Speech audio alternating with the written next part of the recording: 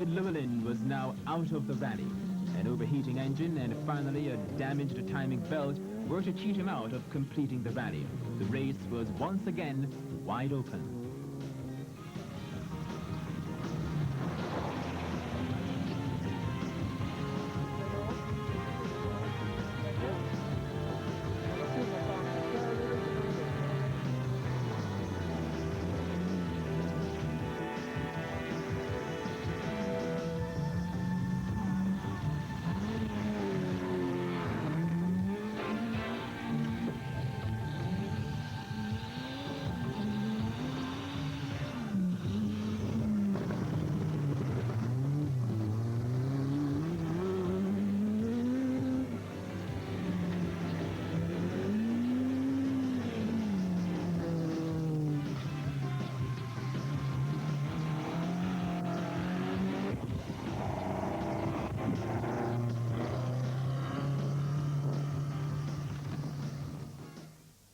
Leaving the stifling heat and hard roads of Clarendon, the rally moved into the cool hills of Manchester. It was to be a different challenge altogether. The emphasis now was on speed. The wide-open bauxite roads at Kirkbine seemed made to order for the more powerful Class 7 and 8 cars. But there were to be some surprises.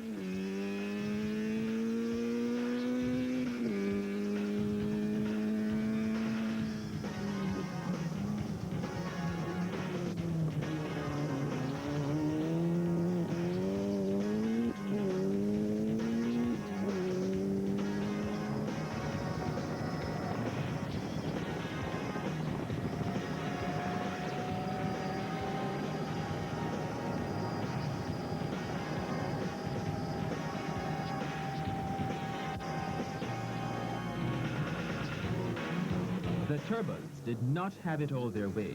Veterans Whittingham and Lord, consistently in the top 10 throughout the day, split the field, bringing their Class 6 Daihatsu in at 5th fastest behind the Class 8 cars of Olofsson, McGann, Stewart and Noel King.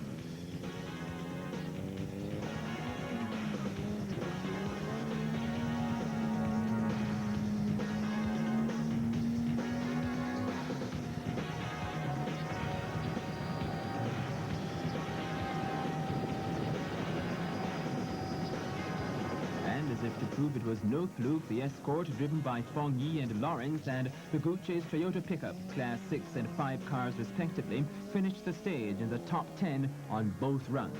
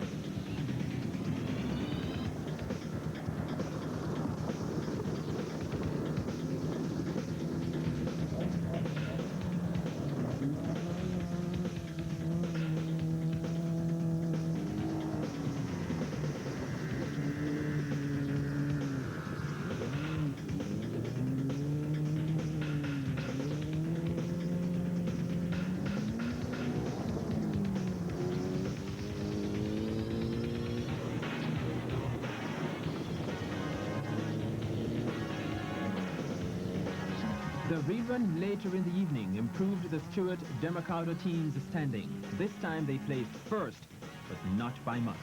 King and Armstrong knew the route by now and improved on their former run to grab the 4th fastest time.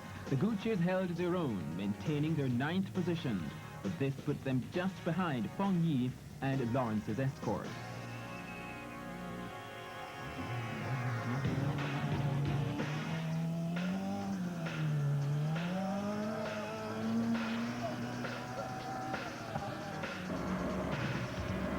This is the Swede's eye view of the Kirkbine special stage. It's from the 4-wheel drive Mazda 323 of Steve and Stefan Olofsson.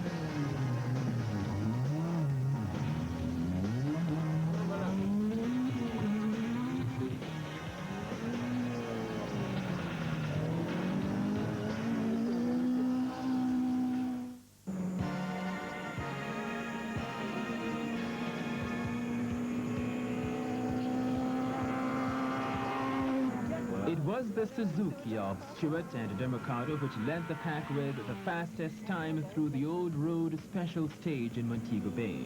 As though to establish a strong finish before their hometown crowd, the Kings would come home second, third, and sixth. The fifth fastest team through the stage was Peter Moody and Kevin Minot.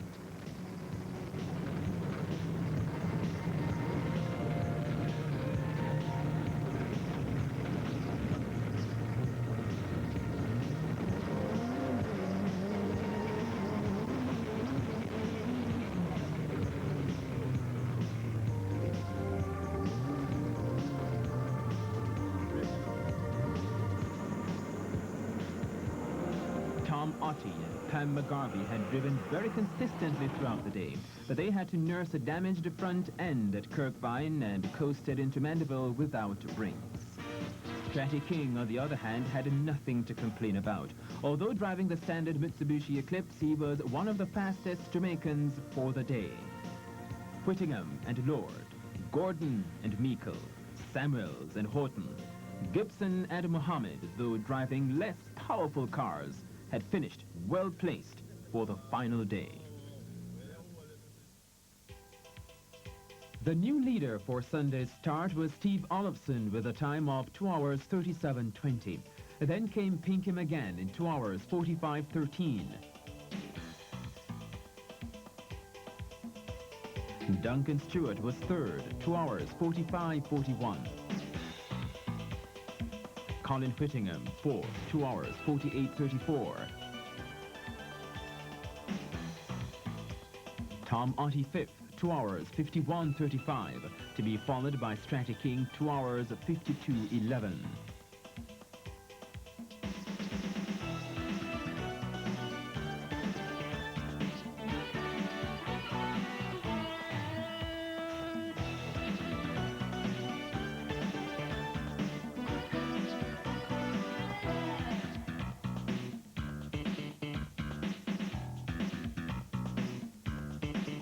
'17s met the Chief Marshal in the pre-dawn light over sea castles. The mood was tense as they prepared to move out. Many of the powerhouses and pre-race favorites were out. Less powerful but more reliable cars were poised to create major upsets.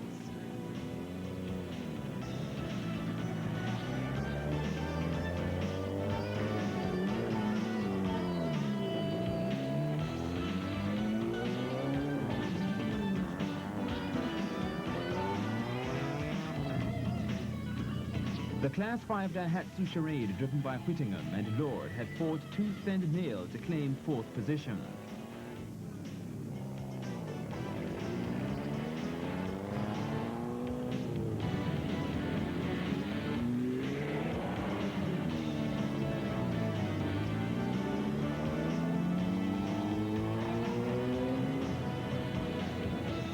The Class 3 Suzuki of Samuels and Horton and Gibson and Mohammed's Class 2 entry were both signaling serious intentions to the race leaders.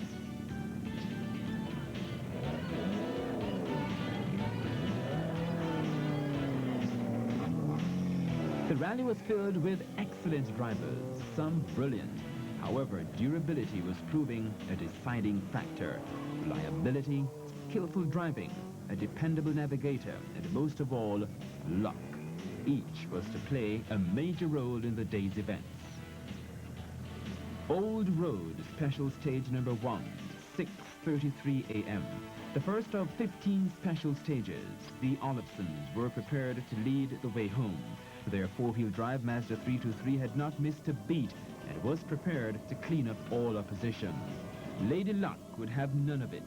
Eager to maintain their fragile lead over Stewart and Democado, the Mazda flew down the narrow stage. It would have been an easy run for them if it hadn't been for that large rock.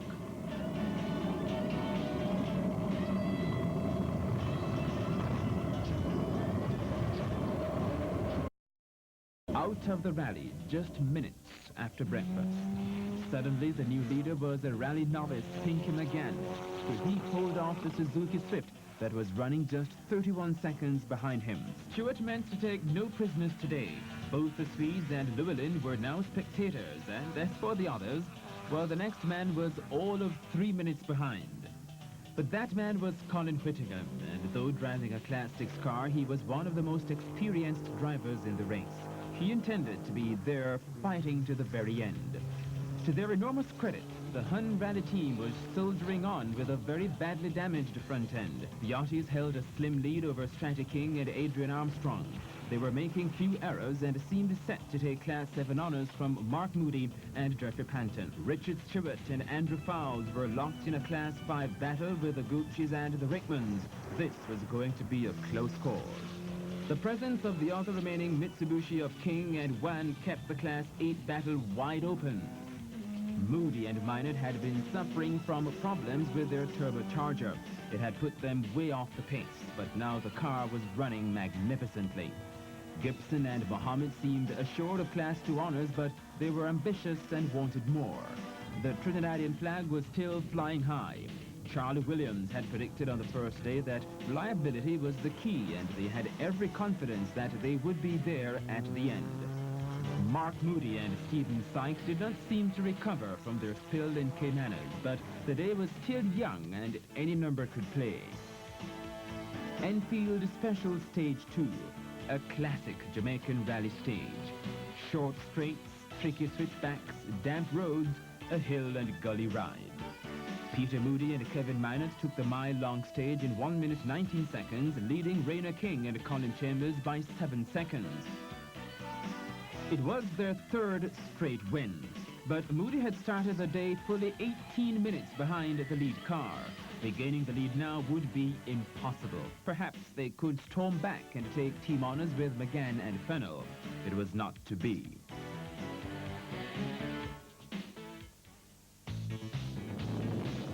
Tobolski 2, special stage number 5, deep in the hills of St. Anne. This was bauxite country, and the mines offered long stretches of wide open roadway, just what Moody was looking for.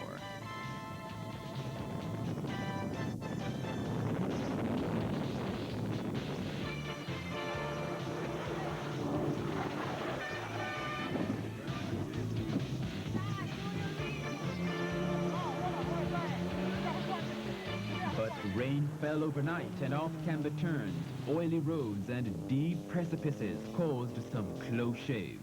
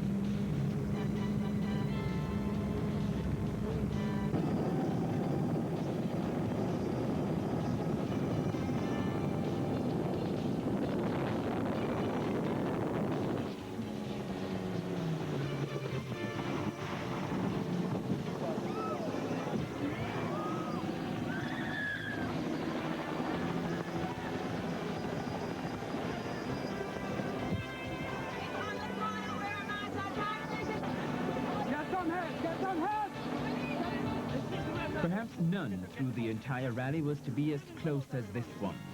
There has been a great deal of speculation about it, and if nothing else, it was truly spectacular.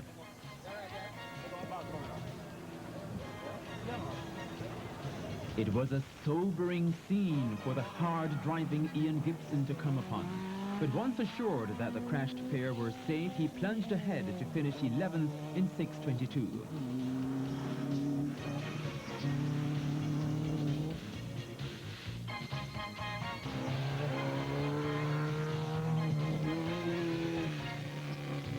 With a yellow caution flagged out, the drivers now treated the stage with a great deal more respect. 5 minutes 38 seconds was the best time done on it.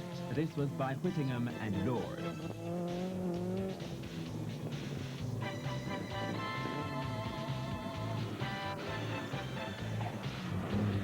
Pinkham again was fighting with a malfunctioning gearbox and scrambled back into fifth spot.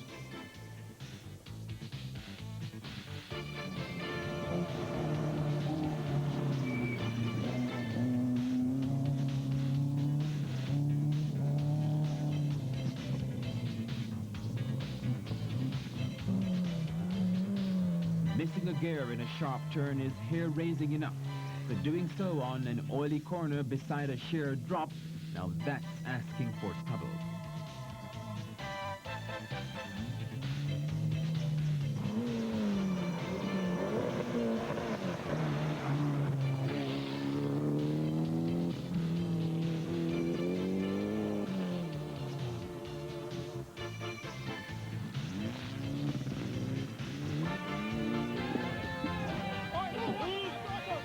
There would be no more racing today for this one. Yeah, we're coming out of a sweeping left-hander. Next call was 10 degrees direction change left to be preceded by a off-camber hairpin left. My call was hairpin over the crest. I can't say what gear we're in, but we're traveling fast. We had time to make up today, and the car was running magnificently. You know, when you drive a rally car and drive very hard, you try to read the terrain. You know, based on the instructions and the call given by my navigator, I'll do this as possibly a semi-flat out turn. There was an indication, you know, instructions or indication from a navigator that was in a severe caution available. And on a box-side road, usually everything is wide. There's little room for error as such. And in essence, error is on my part. It's just a matter of trying too hard in a confined area. It's one of these things that happen in motorsports.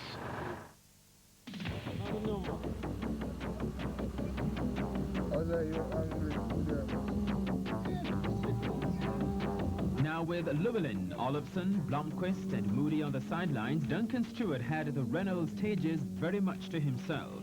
He took 3 of them in first place. Colin Whittingham was to share one of these stages with him. However, Whittingham, McGann, Ottey and the Kings had to be content with swapping the next 5 top spots between themselves. It was still a day of changing fortunes.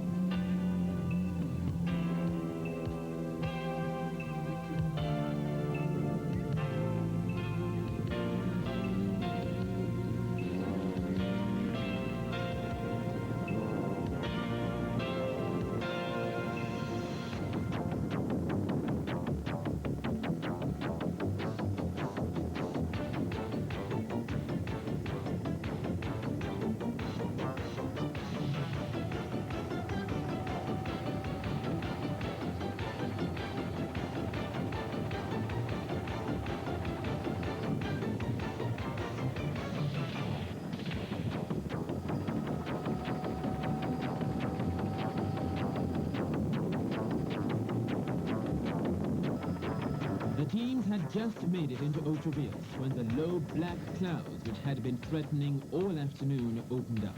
Service crews worked feverishly through the heavy downpour, making the most of every possible moment. The rain finally stopped as abruptly as it had begun, and it was back to business. Otti and McGarvey fixed their damaged front end, while Jeffrey Panton and John Ralston's Isuzu Ermsha was to remain in the service area for the rest of the rally.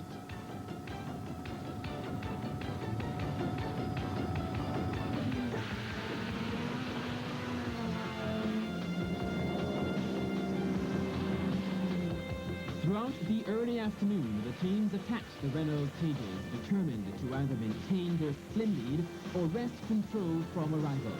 The stages were short and fast. The service crews were hard-pressed to keep up, but in any event, to pause now for even the most minor of repairs could spell disaster.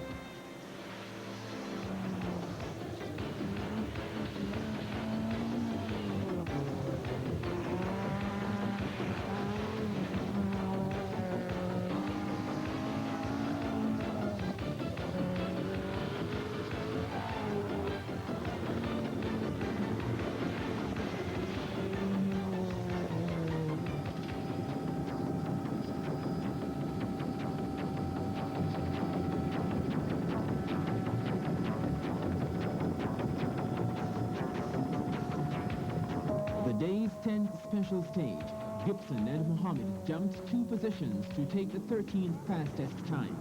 McGann and Fennell, driving a very controlled race, were down only 1 position, but they had to share 5th with King and Armstrong.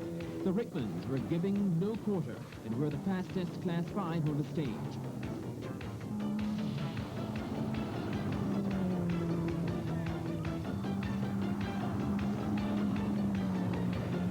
And Sykes had maintained a steady middle-order spot all day and were anxious to move ahead. So too were McConnell and co-driver Hutchinson in their Daihatsu.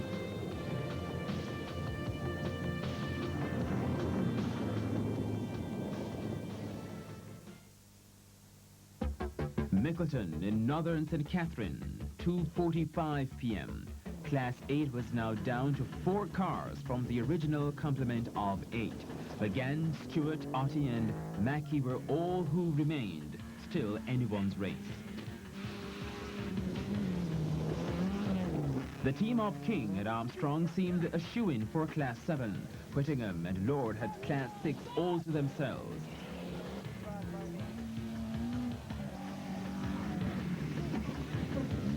In Class 5, Stewart and Fowles, the Rickmans and the Gooches were still locked wheel to wheel.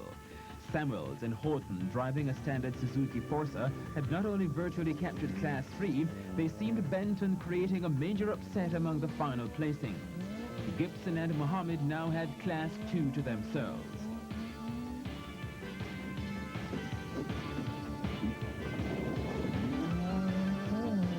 The stage belonged to Pinkham again, 6 minutes and 44 seconds. It amounted to a 5-second lead over Duncan Stewart, but with just 3 special stages remaining, that was a slim lead. Behind those two were Stratty King, Tom Otti, Howard Samuels, Colin Whittingham, Nicholas Mackey, Angus Gordon, Mark Nelson, and Albert Rickman, all in the top 10.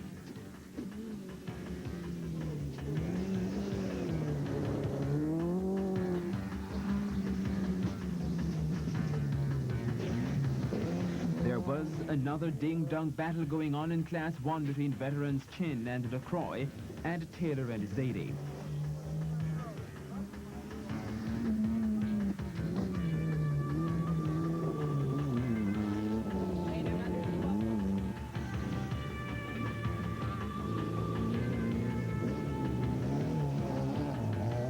There are many ways to attack a rally stage. Here, Rainer King demonstrates the most effective method.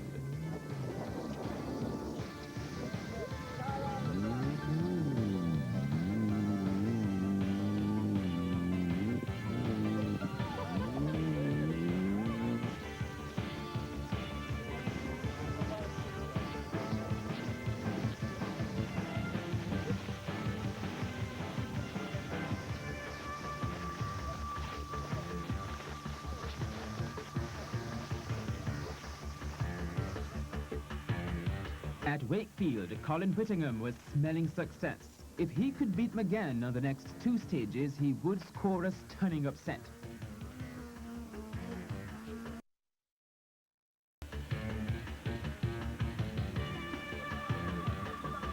Mackey just edged out Duncan Stewart and Howard Samuels, both sharing the stage in 2 minutes 15 seconds.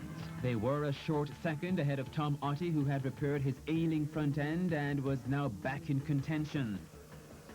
Stratty King stormed back to grab a 4-second lead over Pinky McGann.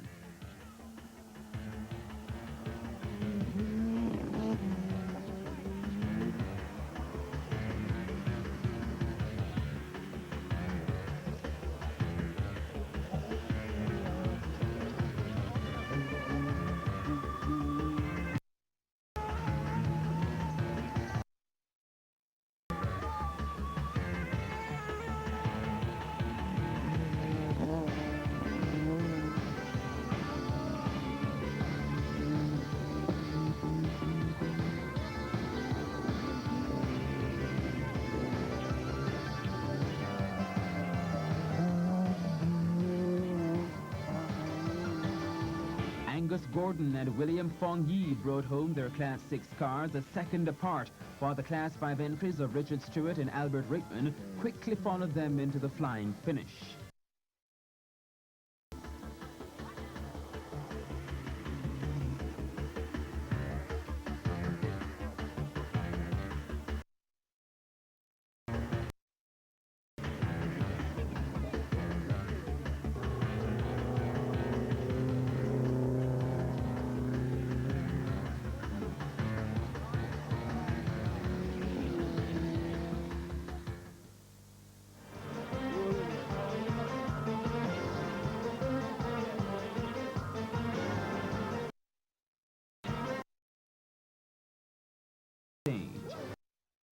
To do battle on familiar ground. The day before, supreme stage. McGann and Stewart, who had do or die today, could not be discounted. He held victory in his hand, but it was a fast stage, ideal for McGann and Stewart.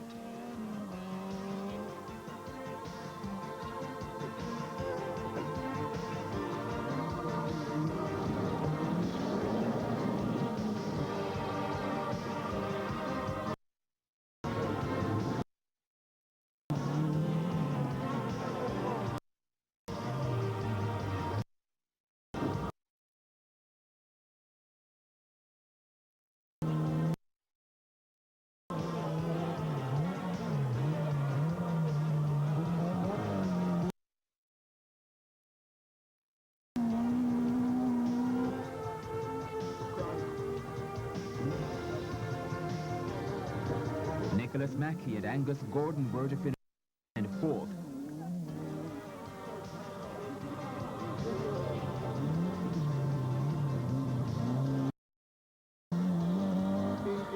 When the dust this began, Duncan Stewart in 7th. Now true.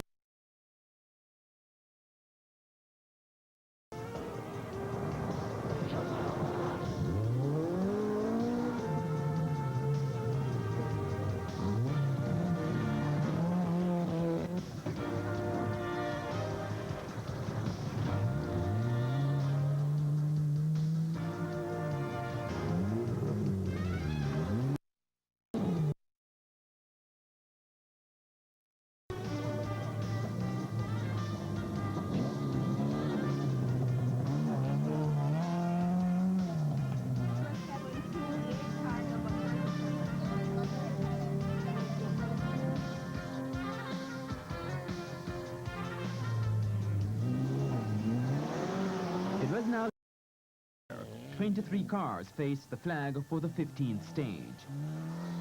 They were weary and battered. Bones ached from the hammering they had endured. Again, it was familiar territory, but this stage was the granddaddy of them all. 13 miles through the gathering dusk. It had been a test of man and machine, and now it was down to this, the final special stage. Williams and Babalal rounded out the top 10 by completing the stage in 17 minutes and 5 seconds. Ahead of them in 9th spot were Gibson and Mohammed, who would take the Class 2 champion.